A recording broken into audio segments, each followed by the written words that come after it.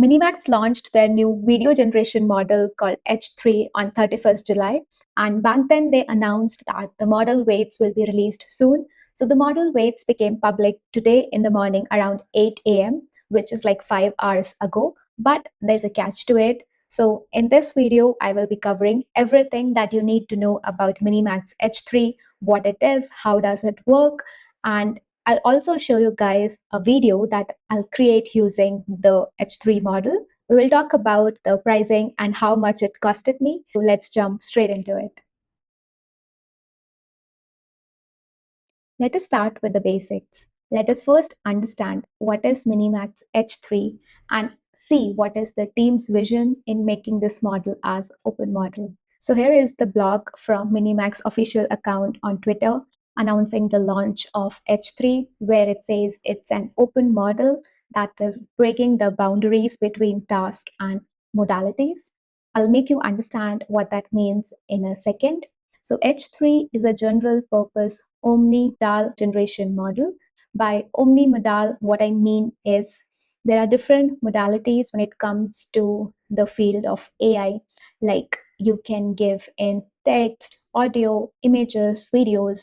So this H3 takes in all these different modalities. So basically, you can give in as input a text, a reference image, a audio, or a video, and the output would be a video format. So that's what MiniMax H3 is. And it can understand context between audio, images, text, and video. That is the thing that is making it so special. And you can generate videos with 2K resolution, and the maximum length supported is 15 seconds. And the kind of use cases that is possible with H3 is in the branding space, e-commerce, designing, UI, UX, gaming, and advertising industry. And the whole vision behind making H3 as open weights was that the Minimax team felt that the closed source models have dominated the video generation space for a long time. And what they do is they tend to work in slower iterations, and the ecosystem is not just open. So, in order to be able to support the open source community, that's the move that they have done. They want to ensure that the model is compatible with AI hardware, making it a lot easier for everyone to build their customized versions of it. That's about the whole vision. And now let's talk about why you should even care. Like you understand the part, what is H3, but what makes it different or unique from others. So we will see the highlights. The first thing is we already talked about this multimodal stuff, but the key to understand here is the context that we give is persisted across all these multimodals. So they truly believe that a creative work will require you to blend in information across all these modalities. To be able to understand this better, let's take this example that they have given. So the prompt is, this is a video that has been given as input, and they say that reference the Hitchcock camera movement from video 1, have the character in image 2 sync with the vocals matching audio 3. So this is the audio 3. I'm just a fool. And all these three things, a video, an image, audio, has been given as input, and this was the prompt that was being used. So basically here we are describing the relationship between the context and the video in plain English. So the result of this is this video that you see. I'm just a fool too, but that is great, right? Like you were able to specify a relationship between all these different formats, these different modalities, and generate the video for you in such a great resolution. So this is one example of being able to understand context between these different modalities. And the next highlight is the 2K performance. So this is what we are talking about. This is the kind of quality that we are going to get. Third and the last highlight is there will be native studio sound in it. So if you see this video,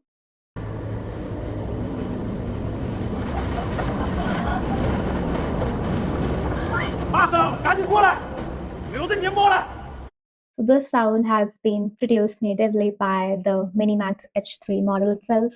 So these are the model highlights. And they have given in different use cases. It could be used in film opening titles, in the product websites, the animated posters that you see here. This one looks kind of fun to me in the advertising and the e-commerce space. So these are different use cases that are there. If we see the blog, they mention that for 2K, the H3's per second price is less than a third of mainstream models. And at 768p, it's less than half the price of mainstream models at 720p. So clearly, it is being positioned as a cheaper alternative of the other mainstream models like Cetans and others. I think that's the reason people are calling it as the Cetans killer. So that is another thing to try out. Let me know if you want me to do a comparison between the output of H3 and CTAN's 2.5. That will be a fun experiment. Comment down below. If you are a founder or an individual who is interested in navigating the AI space, I would love to chat with you. Drop me an email and let's see how I can help you out with it. Having understood what is MiniMax H3, its different features, and what's the vision behind it, now let us take a look at some of the benchmarks out there. So if you see here, this is the artificial analysis, a website that helps you in analyzing AI. So under the text to video leadership, along with audio, MiniMax H3 is at number 2, which is just behind Gemini Omni Flash. And if we check the image to video leadership, in there it's standing at number 3. And if we talk about the video editing leaderboard specifically, it is at number 1. So this is what benchmarks are saying. It's clearly in top 3. And this is a very exciting time because this is the first time I feel a open weights model is so close to all these frontier models out there. Like if you see, it is competing with Ctans and Gemini Omni Flash and the other frontier models that exist out there. These benchmarks are good, but as builders, it's tough to just trust them directly. So we'll be testing this live. So here, if you see, I'm on the official MiniMax developer guides for video. And here it talks about different generation modes. It could be text to video, it could be first and last frame image to video, or it could be a reference generation. So these are basically the 3 generation modes that can be used. And the first one just requires to give you a prompt. And for the image part, you need to provide in the first and the last frame. And this framing is going to be really useful if you want to create like videos which are longer than 15 seconds. So this is what you can use if you want longer videos.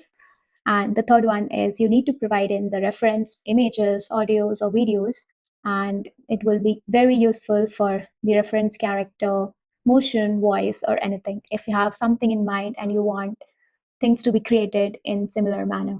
And if we talk about the output specs, the resolution is 768 pixel or 2K, and the maximum duration we talked about is already 15 seconds, and the minimum duration is 4 seconds. And yeah, all these are basically the input requirements. And as you know, you can give in the input of video, audio, and image, and these are the formats that are being supported. And these are the file limits and various other things that you should keep in mind when giving in the input. So feel free to check this documentation out. And it talks about that this whole video generation is a asynchronous process. So it will keep on happening in the background. So once you submit a video generation request, you will get a task ID, and then you can check the status of your task through this task ID, which will be like a unique identifier for a particular task. And once the task is done, the response will return the video download URL to you. And now you can download the video from that URL and save it locally. So this is how the workflow looks like for MiniMax H3 video generation.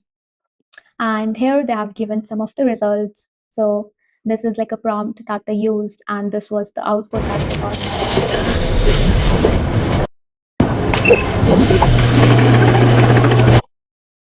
And here they have given the first and last frame image to video output. So yeah, they've given a couple of examples in here that could be a good reference point for you to get started. So this is what I want to show you so that you get more familiar with the model in using the H3 video generation. And if now comes the part that matters the most to you, how you can run MiniMax H3 yourself. So broadly, there are two ways to do it. The first is through the MiniMax API, and the second is via the open weights that MiniMax has launched on Hugging Face. So first, let's talk about the API part. We can see that these are the APIs that are being provided. So we have different endpoints for the video generation task. This is the first step that we talked about in the workflow. And then this is how you query the task by using this get call. And we can also use MiniMax H3 for the video regeneration task. If you have a video that meets the 768p output specification, then you can actually use the regeneration task to produce a higher quality, which is the 2K video. So it's basically you are regenerating the video in a higher quality. In order to access Minimax H3 via the API route, you can do this via different aggregators and providers that support H3, which is OpenArt, Pixverse. Basically, you can check out their Twitter page. You will see a lot of providers and aggregators that are supporting it on day zero.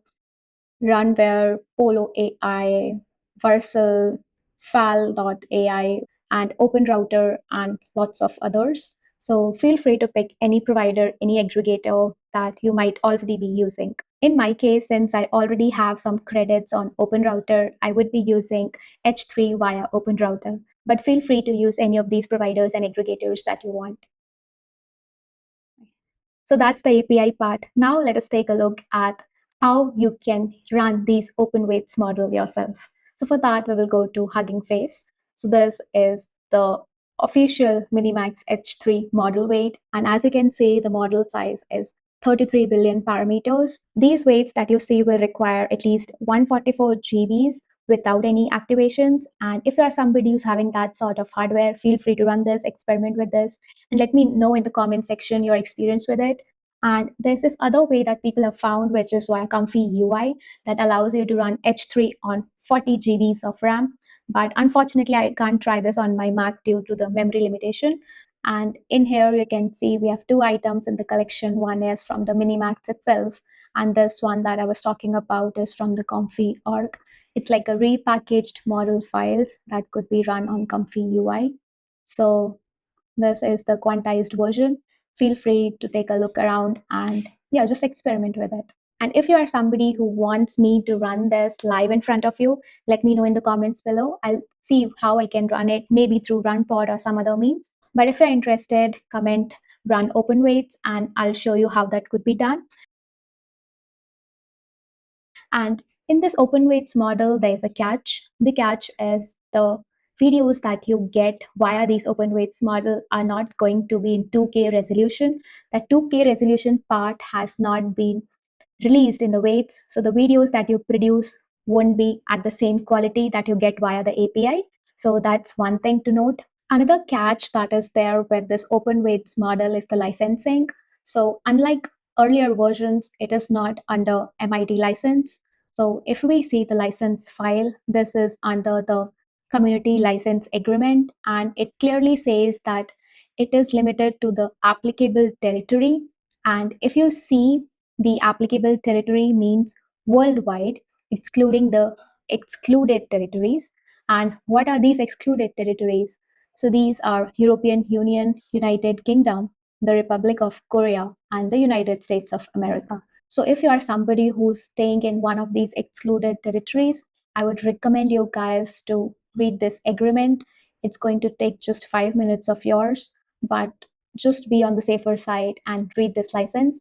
And this is something that I wanted to emphasize because I see a lot of people blindly using all these open source and open weights technology without knowing what the license is talking about. I will make sure to link this license file also in the YouTube description. And if we go to pricing in here, pay as you go, and if we go to the video section, we can see H3 for 2K resolution. It's built per second and the amount is $0.13 per second. And for the 768p resolution, the price is $0.08 per second. So now we understand the output pricing. Now let's take a look at the input pricing because we're allowed to pass in all these input. So if we pass in the audio, then there's no billing involved. But for images, the first 5 images are free. And after that, you are being charged per image, which is $0.04. And for the video, it is charged similar to how we are charged for the output, which is 2K resolution at $0.13 per second. And they have different charges for video generation, both input and output. And you can take a look at this pricing page to understand the pricing better. Since in my case, I would be testing it via the API version, and I will be using OpenRouter for this. So you can see the OpenRouter page for MiniMax H3, and the pricing is standard. It's the same pricing that we have seen. If you're also planning to run H3 via OpenRouter, similar to me, I have a pro tip for you, and this is something that I followed myself in Cloud Code. So if you come to the OpenRouter GitHub, we will go to the repositories, you go to the skills repo, and in the skills repo, we will see a open router video skill. So ask your Claude or Codex, give it this skill, which is the open router video skill. So you just have to install the skill, and that's how easy it is. And once you do it, you remember all the workflows that I've seen, the 3 steps that I've shown you, all the workflow in there from submitting the request to polling to downloading the video, everything would be done by this skill, making your life so much easier. Before starting, ensure that you install the skill and then you start with the video generation part. Now, without any further delay, let's jump into the most exciting part for this video, which is I'll be showing you what video it has generated. So let's see it together. NVIDIA's CEO posted on X for the first time ever. It was a party invite. OpenAI skipped the invite. 24 hours later, they signed. Anthropic still hasn't. They stood at the door checking the fire exits. 6 days after that first post, 230 were inside. Everyone supports open models now. They're arguing about the fire exits. All these 3 characters are being designed via Grok, and then I passed these images to the H3 model, and this is the final output. This video is roughly of 20 seconds, as you can see, and I spent close to $5 in generating this one. And I'm sure if you're somebody who's following the open source space, you can relate to this whole story. So I tried to create like a story sort of thing regarding what has been going on for a few weeks with the open weight letter and everything. So that was the attempt. And the music that you hear and the voiceover is from Hagen. That is for free. That's the story that I wanted to show you in this one. And regarding the prompt and everything, so what I've done is I have given in plain English the story that I wanted to show, and then I have done some brainstorming with Cloud Code in there, along with passing this reference images. And Cloud Code was the one who came up with all these prompts for different takes, different shots, and all of these shots were combined together. So this is what the final output looked like. Okay, I know there was one place where the person was having 3 hands. That part could have been better, but I didn't want it to spend any money on it. Reason being, the whole storyline is coming out clear, and that's what matters to me for this experimentation. Okay, now it's time to share some of my raw thoughts. So I really like where this open source community is heading in the video space, but I feel there's a lot of scope for improvements. So there were certain limitations that I noticed while working with H3, which is there was no seed. So what it means that you cannot reproduce anything. So let's say you came up a video and now you want to iterate on top of it. That is not possible. Let's say if you have different prompts and you want to do A B testing between these prompts, that is again not possible. So every time you need to create a piece of content, it's like a fresh start. And if you have like multiple shots, like how I've shown in the demo video, in order to maintain consistency between these different shots, you need to use the reference image as a workaround. And the second thing is the minimum length for a clip is 4 seconds. So even if there are certain cases where I don't require the clips to be of 4 seconds, I don't have a choice. I need to generate those clips and then extract things that I want. So there should be a way for us to be able to control the output length of the video. I think that feature could be a good add-on.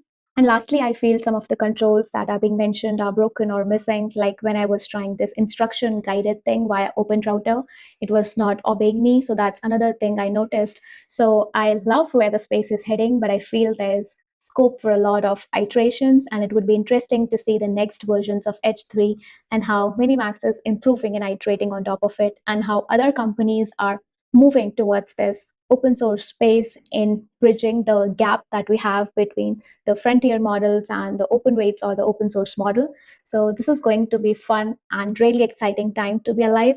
And yeah, that's what my thoughts are. Do give it a try and let me know what you think. This is what I have for this video. And if you are someone who wants me to try the open weights version, or if you want me to do a comparison with some other existing frontier model out there, let me know in the comments below. If you enjoy this type of content, I'm sure you know the drill by now. Hit that like button, make sure to leave a comment and subscribe to my channel and share it with your friends. It will help small creators like me in really being consistent. And as you know, I'm doing this full time. I don't have a job. This is where I'm going all in. So your support would mean a lot to me. I'll see you in the next one. Until then, bye bye.